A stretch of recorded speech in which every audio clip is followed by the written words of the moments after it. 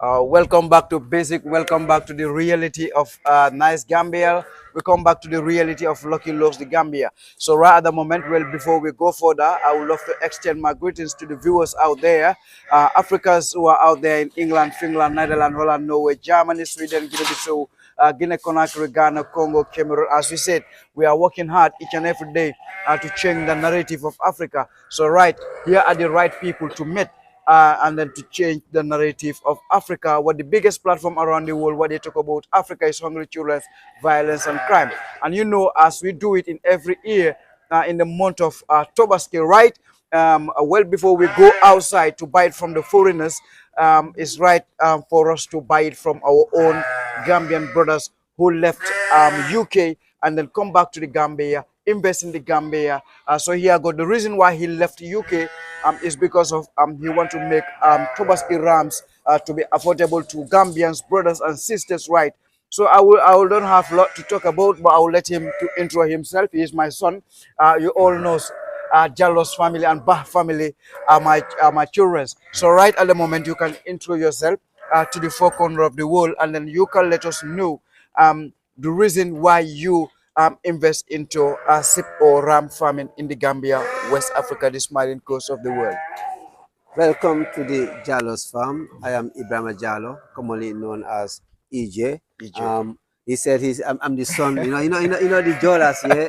Now the Fullers have promoted them so much, and the series, yes, in it. And the Don't worry. You see, this one problem we are having in this country. That's why we are not solving the problems. Yeah. Because the Jolas and the series, when they have their Tobaski media, okay, they forget about everything. Oh, everything. And that is the temporary solution, my friend. We need to do a permanent solution. That means we need to start breeding. Yeah. It's not just taking all these millions and taking them to Senegal, Mauritania, Mali, and leave them there, create jobs for them, and then we come empty-handed. All we have is just meat.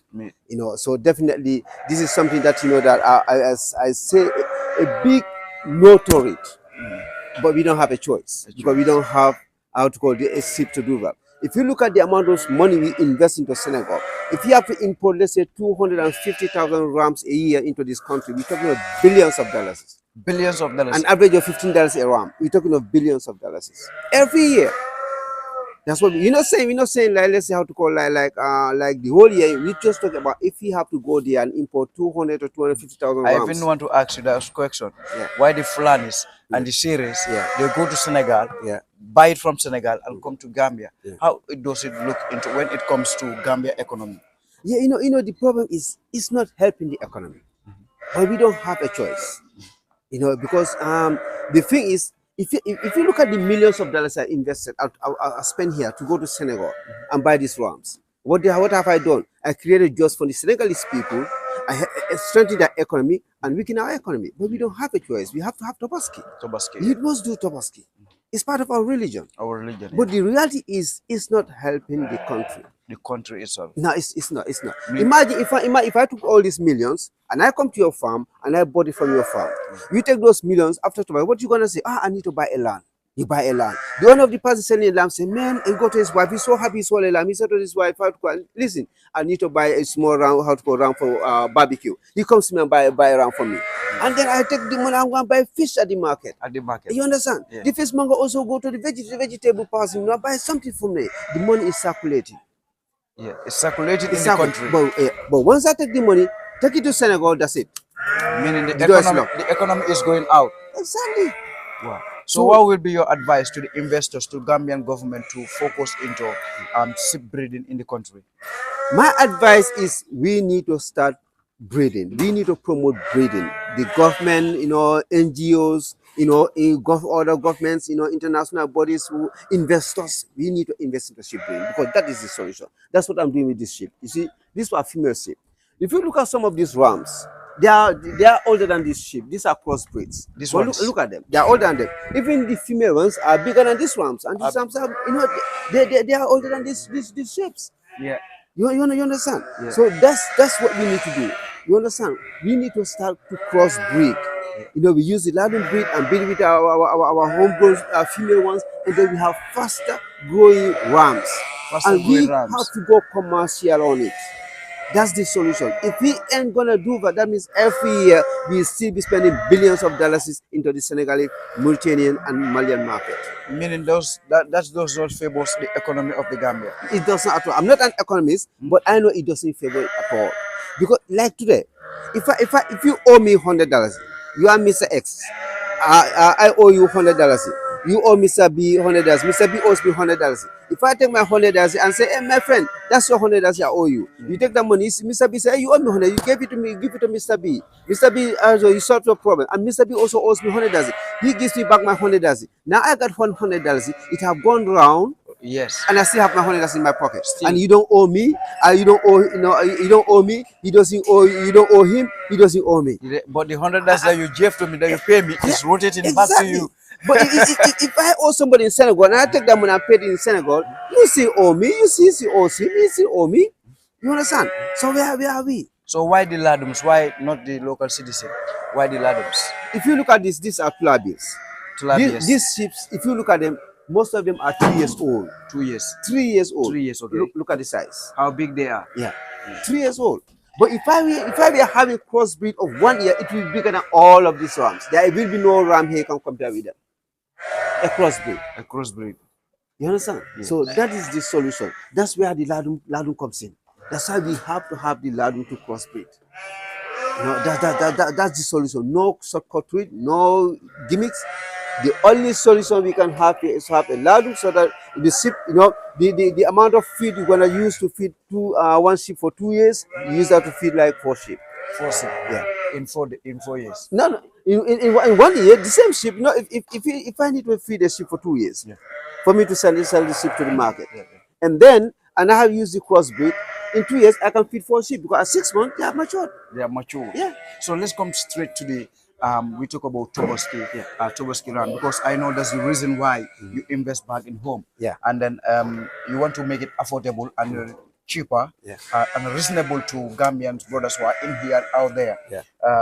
Let's talk about the Tobaski run. Like if somebody buy it from you, how will you do? Are you the one that do the delivery, or just tell us the transaction that you do? The Gambia, how to call it, the Jalos farm, we come with a difference. When we buy this sheep from, because what we are producing is not enough for the market. Okay. That's the good thing about it. So what that is saying, anything you produce, you can sell. And what that interprets is an investment that you cannot go wrong with it. You have an investment, whatever you produce, you sell, my friend. That's a good investment. It's a good market. Good. You don't have to go to your market side, just produce and sell. So because we have our clientele more than what we are producing, we normally go out to Senegal and buy these rams. So when we go there, we bring them back to Gambia. Buy the F1? No, they don't. These are cross. These are flabi. Okay. These are just for how to call it for Tobaski. Tobaski, okay. So when we buy them, we bring them over here, put them into quarantine, and then we fatten them, give them all the necessary things they need. We make sure they have we deworm them and whatever it is needed, so that we can give our clients healthy rams at Tobaski. Yes. It's not you just go to the market, pull them from the market and bring. No. That's not what we do. So this round, what we do is we target everybody. Everybody. Yeah. We start. That's why our prices started from 15,000 upwards. You understand? And that is the reason it started at 15,000 this year is because of the safer.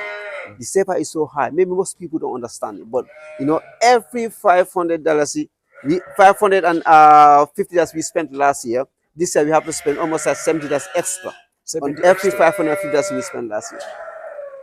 So you can imagine the difference. The difference of it. Every $550 we spent last year, this year we have to spend almost at $65 to $70 extra.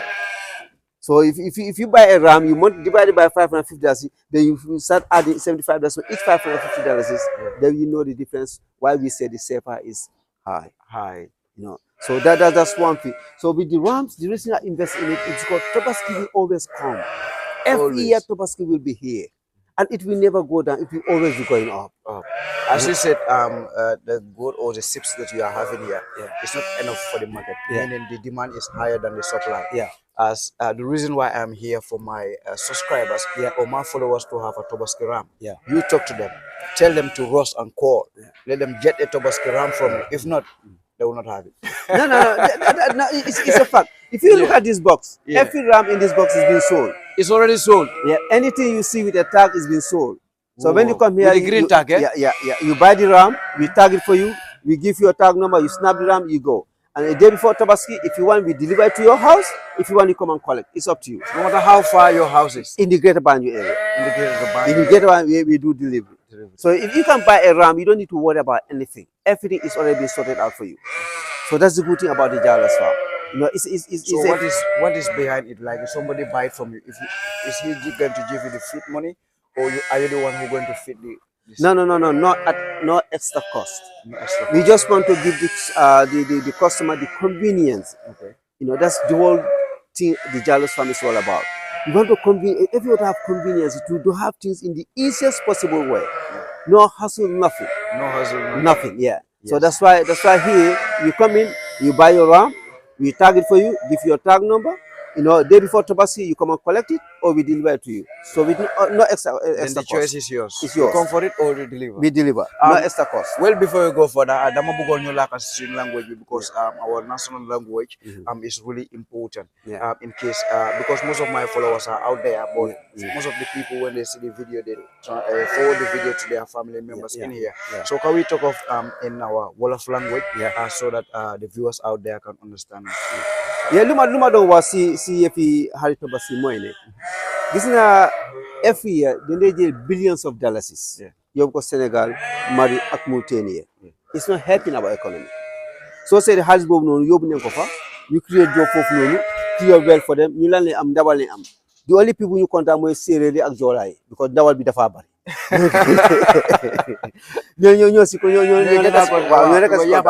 Wow, because why think you buga moine you breed because lool moy solution. So do you breed to local hari because local hari dan lena breed for 2 years kunga yoble ci marché bi. While so jelen la do bi nga cross breed ko ak suma su ko ordinary hari 6 months dan di am hal bo xamne mu nga ko rendi Tobaski. So di nga gis la do bi hal bu nga don yal ñaari at kunga yobo ci marché bi dang ko ya 6 months ci bi ñaari at di nga mëna yal ñenti hal. So yang nge produce 4 times in the market. So we are the money. The money yep, Gubila, investors sila, NGOs sila. Whoever has money out there, I want the Gambia to go forward. I want the interest of Gambia. I want to invest into something that low hamne, low produce ngajai. Wow. Fi low produce anko jai. Harmon Gambia low produce ngajai. Sada hari. Million ibari la jel fi yob ko Senegal. Ku jend hari ni. Million ibari. Hanga man sne ko ne yow man la amel $100. Yow nga amel buba $100. Buba amel ma $100. Man yo nga ma ije man suma $100. Man ba man amel $100 ma fen. Fen la $100. Ya buba mo boy ya ma amel $100 nga fe buba $100. Man bu boy ma ya ma amel $100 buba fe ma $100. Legi ku ne ku la na xew ken amel ken xaliss te ma amel suma $100. Waaw te bahawi bu ngi bari rokule solve sun problème bi. Legi ken amel lu ken te ma nga amel suma $100.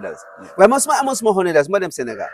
Kuma amel Honda ma def sina feko yow yam amel Honda bele ya dama la top nga jogo suma Honda te bo na top nga jogo Honda sami wow understand so lo mo da su amel have the day circulate lo moy yobu rew ci kanam wa so lo lenu ne naka la mëna def fo ñu produce ngambe imagine millions yu ma jël fi yépp ne ko ne har yépp Gambia la ko jëno millions yépp ngi Gambia fi fii la ñoo nekk million boobu la yow xëy na kuma ko jëloon dafa pare mu ne ma ne mu dem ko ba Babacar ma ne man benn kër laa bëgg jaama kër mu dem jël mu ngi amee kër waaw su nekkee mu ngi amee kër mu ne daf koo samp su ko sampee la ne xew xawtu ko mesne bi am na liggéey lébre bi am na liggéey carpenter bi am na liggéey xawtu ko plomber bi am na liggéey ñëpp am na liggéey weldaman bi am na liggéey waaw waaye man su ma jëlee xaalis boobu yóbbu ko Sénégal wala Guinée wala du ndee jëndi xaalis Guinée moom waaye Sénégal Mali Mata Mauritanie lan la ñoo def di gami dafa stop so loolu moo tax ma nga may maa ngi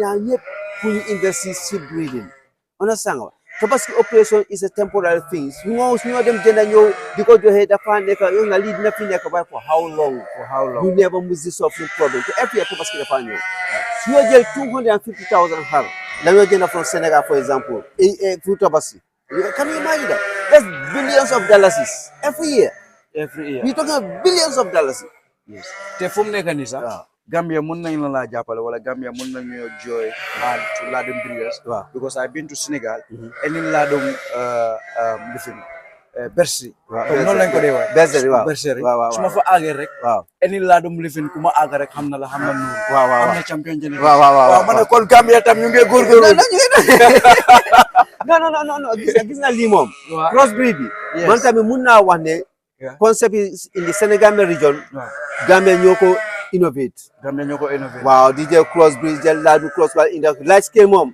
nda ñoo ko indi Gambia ñoo ko innovate to wañoo to ba beneen dëkk ñëw overtake ñu si waaw da ngaa gis ne sa laadum bi dafa nekk lu xamante ne ñu bëri dañoo gis ne dafa expensive pour génn benn pour def ko Tobaski waaye naa ngi amee mix laadum loo xamante ne soo ko lekka di seen test ak yàppi laadum te yàppi laadum tam dafa oyof te da ngaa gis ne séeréer ya ak pël ya amuñ boñ bu dëgër boobu so lii mooy seen yàpp pour lekka nañ wax si tuuti boobu waaw léegi xam nga ñoo demara nga léegi li ñu ñëwoon ne laadum dafa laadum seelu soo xoolee xar yi ni yii tulaa biir rek yii ñu bëri am na si ñetti at ñu em nii su nekkoon ne crossbreed laadum yi la 1 year dañoo ëppal yëpp xar yëpp dañu leen a ëpp 1 year dafa ëppal yëpp yii xar yi nii xar yu jigéen leen crossbreed laadum leen waaye ñii ñoo ëppal yi te ñii amul 3 years yii nii ñoo ëppal yi ñoo ëpp xar yi nii so waaye da nga separate gars yi te nga def ñoo yi jigéen de nga yi jigéen yi laa nekk di produire ñoo dee produce xar yi waaw xar yi nekk fële xar yi nii yi xar yi crossbreed leen yàlla noonu yii ñu nekk fii nii waaw yi am na ñoo xam ne léegi am benn at waaye seet la ñoo ëpp yi yëpp jigéen yi nii waaw yii nii jigéen yi xar yi at nga nekk di wax am na yoo xam ne wane bi ko am na ñoo xam ne seen force doom bi la bii mu ngi soog a am doom bii mu ngi soog a am doom bii mu ngi soog a am doom waaw bii mu ngi soog a am doom bii mu ngi soog a am doom ñu just am 1 year seen force doom waaye ñoom duñu laadum de duñu laadum waaye bii léegi lii soo seetlee mën naa laadum bi ko bii maamaati maamam si direct laadum la jógee déedéet xam nga bii lu ma jël dama jël baali ma jox ko laadum mooy bii dama jël baali ba jox ko laadum doom boobu noonu ma jël doom bi jox ko laadum doom boobu ma jox ko laadum moo nekk bii nii so bii fu mu nekk nii is 88% laadum 88% laadum waaw bii su amee doom bi dafa nekk ne 70% laadum te loolu 6 mois rek am nekk ne xar bu nekk so lii mooy solution bi breeding bi mooy solution bi yële temporal solution lii leen war a encourage pour ñu breed te bi mënuñ koo def without di laadum breed moo tax laadum bi nekk fii moo tax ma ne laadum yi seeru waaw laadum seeru soo gisee laadum nga foog ne dafa seeru seeta ñi 6 months la ngay am 6-7 months bii nii yëpp waaw ñu nekk box bii nii rek waaw 6-7 months it's like 5 years te ñi xar yu jigéen la mais ku ko bugg pour Tobaski déedéet xam nga yii nekkul xar bu nga jënd pour Tobaski waaw xar yi nii du nga ko use mooy ne pour cross breed waaw ñu ko bariwuñ xar yi bariwuñ so jëri nga jënd pour cross ay xar yi pour nga develop nga develop sa waja ngok Pythagore waaw bii mooy Pythagore bii mooy second vice champion bi à Gambia waaw mooy Pythagore di second champion waaw so ñooy laadum bi so man lu ma nekk a def mooy ne bali mali a xari mu laa jël man naa cross ab laadum yi pour am laadum waaye man su ma amee laadum na yooyu nag duñ seet dañ laa jaay comme ni xari Tobaski waaw waaye loolu moo nekk suñu liggéey bi fu mu nekk ne addi jàllos fa so moo tax suñu Tobaski fii soo jëndee xar di nga ko bàyyi ba début foo Tobaski nga ñëw jël si ko waaw soo bëggee saa ñu yóbbu la ko amul kuy ñëw jël si xar boo xamante ne dafa feebar déedéet man moo tax ñu xari fii dañ ne na isi long time ñu quarantaine nen jëpp ñu def rek xam nga jël ñu war am yëpp am docteur am yëpp ñu fii ñu ñooy docteurs waaw yow nga suñu defee loolu noonu soo seetee xar bii xar bii ni 1 year 3 months la am nga seet xar yi nekk fële ñu ne la ne ñu ngi am out go 3 years waaw bii xar bii ni 1 year 3 months you know bii ni waaw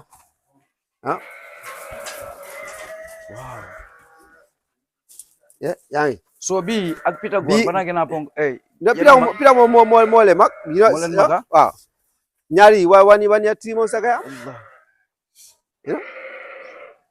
so di nga ñi seen doom ñoo nekk di fi you know so di nga suñ demee ba nga xam ne yii ne am Gambia xam nga mu nekk an ordinary ship yii la ñoo Tobaski ke waaw loolu moo nekk loolu moo gis na ne 15 taw 20 taw la ñoo waaw si liggéey boobu leen bugg a nekk di def nag moo tax ñu ngi jeexal yi ni moo tax laadum bi seerut comme yow noo foog ne comme liggéey bi léegi dafa mën a possible te da yéen seen plan laa doon British pharmacy yi nekk Gambia dinaa ngi plan pour mu gën a bëri Gambia waaye yow noo leen ko foog noo leen ko mën a defee ak government bi naka la mën a joine hand pour ñu mën a stop pour andi i xar fii ñu ko gënda fii si biir Gambia no xam nga government bi ñun du mun a wax ne neen stop pour ici because nekkuñ di def dara Gambia si marché Gambia bi less than 5% la Gambia nekk duga si marché so 95% bi dafa nekk di ñëw so ñun duñ toog fii di wax yëfi stop doo satagu ñëw sa li ñu wax mooy ne encourage nit ñu invest waaw into laadum breeding ak cross breeding waaw ñu loolu mën a def mais pas encourage government wax ne government ñu xam ne ku jël millions yu bari dem into farming te mu ngi succeed soo ñëwee si moom bu ko wax ne lii laa jox laaj ko lan nga bugga waaw lan nga bugga ñu dimbale la xëy na kooku yow yaa ngi ko bugg a sampal néeg kooku tracteur la bugg a jënd pour mu dem béy ji waaw understand yow soo ko lu nga doon sampal ki néeg soo ko jox mu jënd tracteur mu dem béy su amee lekka bu bari dafa gën a am xar yu bari waaw definitely understand so mistake boobu leen dee def fii nii ba pare dañ dee def benn produit fi nga ko naka sax dañoo def seen projet boo xam ne pour benn li fi nga ne pour ñëpp hanga waaw boole ñëpp 10 people non hanga one size fit all oh yeah man suma problème keneen du benn so is a one size fit all di nga spend millions yu bari te reflection lu mo naka sax si biir li fi bi lu mo def si système du bari no la def dara mo def dara de ha bi mooy Erdogan waaw dañ leen mën a am tour ak sant har yëpp am tour har yëpp mën a xam si bloodline bu mu jógee bloodline waaw so lan mooy nekk sa wax bu mu ñentel balaa your last and final message I just want to know naka nga dee diile ak gaa seen feed bi da yaa ko dee jiyal sa bopp nga danga ko dee génn ok dama dee ji soo gisee si gannaaw yaa nga ñax bam fa dama dee ji dama dee bi gisoo maa ngi jënd tractor so pour dem béy xam nga because ñu dee spend si feed is too much we spend millions of dollars into feeding so it's better be farm so moo tax nga fu nekk ni suma tool yëpp nga ruuj na leen yëpp mu ngi set ngi xaale taw bi yow ñu dem béy loolu mooy solution bi nga in farming the profit is small so the best way to make money is for nga dem into numbers waaw for nga def numbers waaw loolu moo laa jox so ñun feeding bi den dee béy na waaw yow béykat nga ñu aga ñu seet waaw xari du ñu toppaye non man ba ma daw nuru waaw client yi tam yaa ngi taxaw xam nga customer yaa ngi taxaw tong aca hey wata yow toon de yaa ma aba fla ko wol fokon waroo stop loolu de pour gars yi déggal stop nga ko hey dal fara ala hey honto yata hay dal ma jolo na hey tom aduni je ma chot no so li mooy ñapi li napi grâce waaw tracteur bi de bu nga ko gënda bu ñu la ko andel maa ngi fi woon ok jenn waaw gis waaw maa ngi fi woon ok wo so loke ma fekkee ko so di nga sanga li pour bébé ok gisoo yi cross breed yi 6 mois am ni yini waaw yi si cross breed ana yi bokkuñ si market bi non dafa ko jënd moom mu ko ñëw jël pour yóbbu 6 mois la ngay am ni so li yëpp lekk la li yëpp ñu nekk si saako yi yëpp altogether gisoo yi sax dañ ko dee jënd moo tax nga pour fii altogether dañ ko jënd foo demee léegi saaku nekk saako ngeen saaku $200 saaku 150 dem saaro gënd ko waaw dañ ko dee jënd so nga ñabi li mooy napier grass so every 45 days dañ ko dee harvest you know so lii dama ko defal drip system so what about maño bu nga am sa maño bi gisoo yëpp dañ ko dee jënd waaw yu nga dee génnee si farm waaw dañ ko dee ñëw jënd gaay yi ñoo dee ñëw jënd you know so ku amee farm right now ñoom ñu ngi si biti fekk ñu ngi bugg a maño bi waaw are you ready to sell for them waaw dañ ko dee jaay waaw maño dañ dee jaay maño dañ ko dee jaay Nuru mu ngi ni mun ngaa joxe sa last and final message to the viewers out there waaw lu ma wax mooy ne Tobaski bi ñëw na di Jallows Farm ñun suñ Tobaski xar yi fii lañ ko dee jaay si farm bi fii nii soo ñëwee fii nii nga jënd sa xar fi nga ko bàyyi ba day before Tobaski nga jël si ko te at no extra cost te suñ xar yi at least soo jëndee fii nii xar xam nga xar boo xam ne dafa wér because nga suñ xar yi dañoo make sure ñu def health measures to make sure that we give our customers healthy sheep moo tax ñu am very loyal customers soo gisee ñu ngi si àll bi fii nit yaa ngi ñëw di jënd xar yi because of service bu ñu nekk di joxe te maa ngi gërëm di sant suñu customers yëpp di wax ne we appreciate you because without you people nga ñun duñ dara Yeah. you know, so definitely nit yaa ngi génn si biti dem ñu tee seen xaalis di fanaan si kaw tali bi ñu nekk su suñu femme bi di jaay because of yéen la te ñu apprécier leen apprécier bu baax a baax a baax a baax di wax ne jërë ngeen jëf thank you very much happy Tobaski di wax ne xarit nag lu fa des bariwul nag de so di ko ngi ku ñëw balaa nga ñetti ñëw fekk yëpp jeex na nag waaw yu bari dem na macha allah you know sant yàlla bu baax a baax a baax.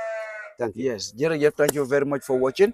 Can't forget to balance pick up the cameraman behind the camera, Nuruddin. So right now, as we always said, if you are new to the platform, subscribe, basically like it and share the video to the four corner of the world. Thank you for watching. Make sure call and buy from now. Thank you.